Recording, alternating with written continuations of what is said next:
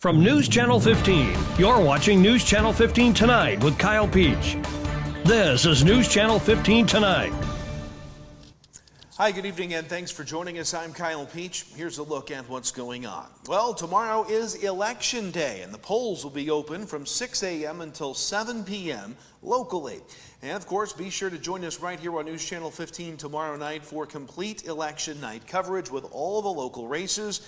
In fact, here's a look at those locally contested races.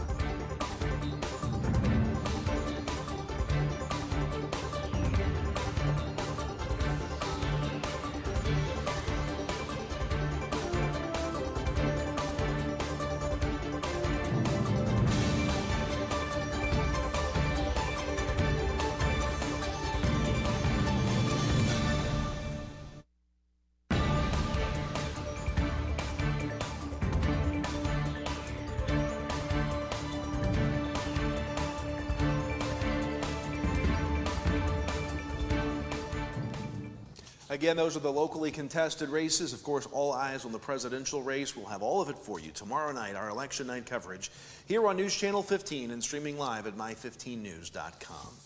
In White County Court last week, WRUL reports that Dylan Desper was sentenced to state prison. In 2022, Desper was arrested for theft and given 2 years probation, but was arrested again in April of this year for meth possession, which violated probation, which was revoked. Desper now sentenced to serve 10 years for the possession charge and an additional 3 years for that 2022 theft conviction.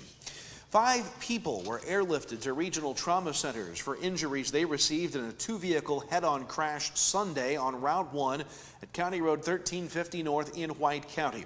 White County Sheriff Jordan Weiss says a gray Ford Escape driven by Chris Lockard of Madison, Indiana, with 2 other Indiana passengers inside, was going southbound on Route 1, and it struck a gray Chevy Tahoe with 2 local residents inside going in the opposite direction. The Tahoe's driver, identified as 46-year-old Elizabeth Quillman of Norris City, the passenger's name not immediately available. For unknown reasons, the Ford Escape drifted into that northbound lane and struck the Tahoe head-on a few feet off the roadway. One of the vehicles was smoking when firefighters arrived. When emergency crews arrived, they used fire extinguishers by officers there. The White County Ambulance Service, Edwards County Ambulance, and Carmi Fire Department were on scene, as well as 5 helicopters from Air Evac's Life Team sent to take those injured for treatment. Sheriff Weiss says the crash is under investigation. Meanwhile, WFIW says Wayne County Sheriff's Department handled a 2-car accident Friday night at Main Street and 2nd in Fairfield. According to deputies, both units were heading westbound on Main when the driver of a Chevy Silverado, 53-year-old Jose Castillo of Hampshire, Illinois, from the right lane made a left turn onto 2nd when the truck struck a 2008 Buick LaCrosse driven by 53-year-old Jason Mason of Fairfield. Both Castillo and Mason were not hurt. Castillo was cited for improper lane usage. And Wayne County deputies responded to a hit-and-run crash Sunday in Sisney. A 2001 Dodge Dakota owned by Susan Robertson of Sisney was parked along the road overnight on Milner Street. Sometime on Sunday, that Dakota was struck on the passenger side rear by an unknown vehicle, causing damage. The Wayne County Sheriff's Department arrested 20-year-old Destiny M. Schroyer of Sisney Sunday morning just before 1:30 a.m. after a traffic stop on Northeast 7th at County Highway 1. Schroyer was arrested for DUI and improper lane usage as well as illegal consumption. Was taken to the Wayne County Jail. The state's low-income home energy assistance program is now accepting applications from all households.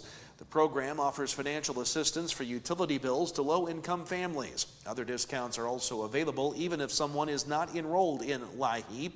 Households with incomes lower than double the federal property level are eligible for the program. That works out to about $2,510 in a 30-day period for individuals, $3,407 for households with 2 members, and $4,303 for homes with 3 or more.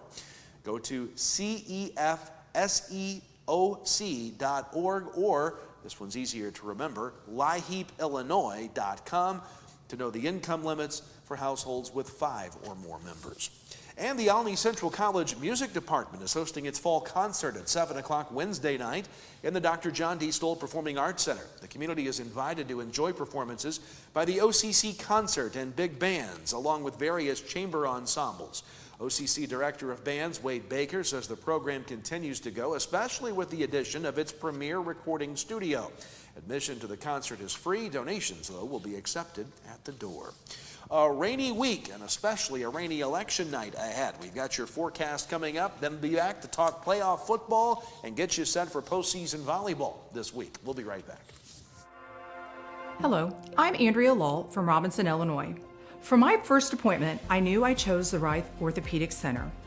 The day his surgery went like planned, registration went smooth, pre-surgery, and the nurse made me feel very comfortable. I'm currently 3 months out of surgery. I don't even feel like I had a total hip replacement, but I am having a much better quality of life with my new hip. WGH, we're going home. At Steve Faulkner Automotive, get scary great deals. Save up to $15,000 off 2024 Ram heavy-duty trucks and up to $10,000 off 2024 Jeep Compass. Come today or go to SteveFaulknerAutomotive.com. Steve Faulkner Automotive in Mount Carmel, Illinois has an outstanding service department. With free pickup and delivery, we'll make sure your vehicle runs perfectly at an affordable price. Come see us today or view our service specials at SteveFaulknerAutomotive.com.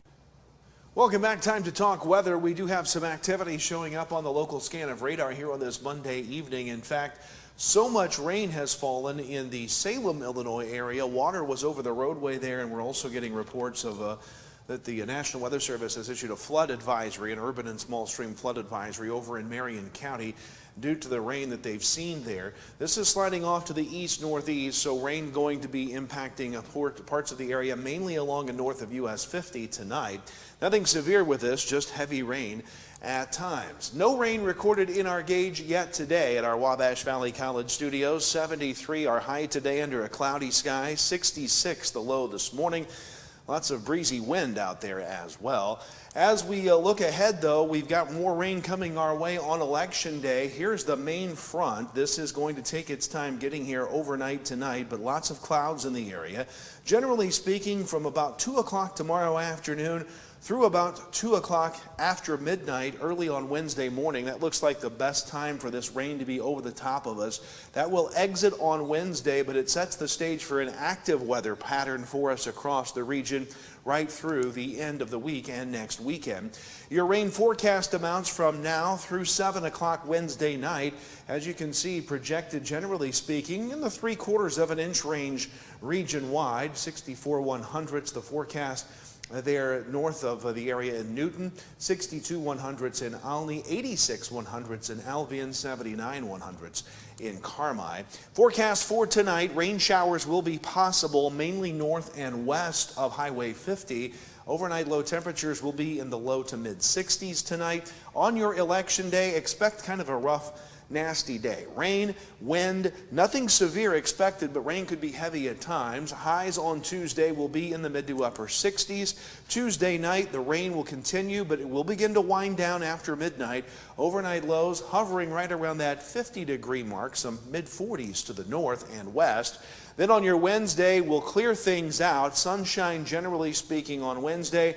Highs will be in the mid-60s. There could be an isolated shower or two left over early. And then certainly by Thursday, we clear things out. Sunshine, but that will probably be the pick day of the week as rain returns scattered on Friday, more likely Saturday and Sunday. High temperatures are going to settle into the 60s after the 70s on Election Day, but much needed rain, it looks like, on the way this week. Sports is next. Stay with us. At the First National Bank, we're proud to be a part of this community, serving you with dedication and a smile. Our team is here to support you, offering financial solutions to meet your needs. Whether saving for your future, financing your dreams, or managing your everyday banking, we're here to help. Thank you for choosing the First National Bank. And as proud supporters of our local teams, we wish you the best of luck this season. The First National Bank, your local bank supporting our local athletes. Equal housing lender, member FDIC. You need to be mindful that when you're out, maybe doing a little tree pruning or shaping, or kids climbing in the tree, building tree houses, whatever, look up, make sure there's no power lines in or near the area. And even after the storm or after a wind event or something like that, where a limb may be falling down or hanging in the tree, make sure to look and there's no utility lines near that. And if there is, call us. We'll come take care of it. We'll get that down. We'll get things cleared up. Southern Accents, the ultimate Tom Petty experience, coming to the Brubeck Arts Center November 22nd.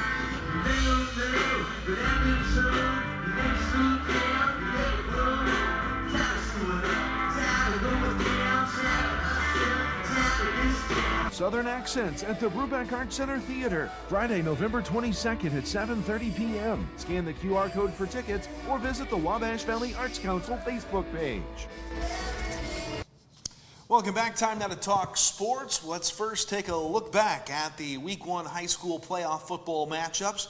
In Class 4A, Olney beats Kewanee 41-14 to move to 10-0 for the first time in program history. In Class 3A, Mount Carmel falls to Sullivan 32-6. The Aces season ends at 5-5. Fairfield lost to Greenville in 3A 48-6. In Class 2A, Flora lost to Quincy Notre Dame 49-6. And Carmi lost a heartbreaker to Warrensburg Latham. The Bulldogs actually led with 8 minutes to go, but fall 35-30.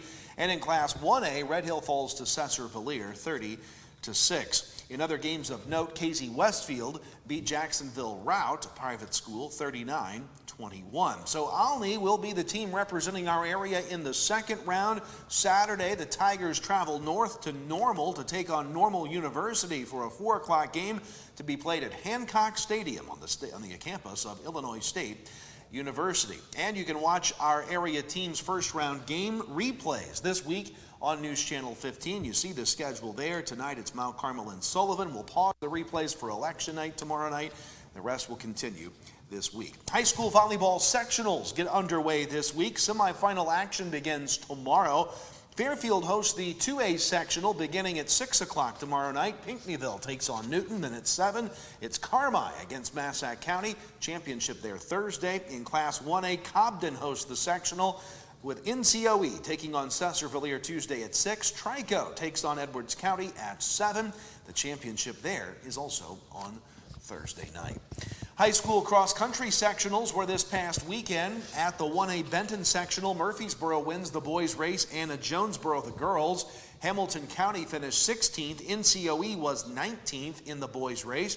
Hamilton County also 16th in the girls race. None of our area runners, though, advanced to state there. At the 1A Cumberland sectional in the boys race, Fairfield 13th, Newton 17th. Fairfield was 5th in the girls race, and Newton was 14th. Fairfield's girls team does qualify for state with that 5th place finish, and the Mules' Grant Jeanette qualifies for state in the boys race, finishing 14th overall. Newton's Lena Marshall in the girls race qualifies individually for state, finishing 19th. And at the 2A Olney sectional, Olney finished 8th in the girls race, 12th in the boys. The Tigers' Mackenzie Thomas qualifies for state with a 24th place finish. Junior college basketball got underway this weekend. The Wabash Valley Lady Warriors, ranked 3rd in the preseason poll, got a big early road win Saturday. They beat 5th-ranked Three Rivers 76-73 in overtime. Also Friday, the Lady Warriors beat Dyersburg State 82-62. Meanwhile, the WVC men also 2-0. They beat Moraine Valley at home Saturday 78-72. Then beat Community Christian JV squad on Sunday 102-71.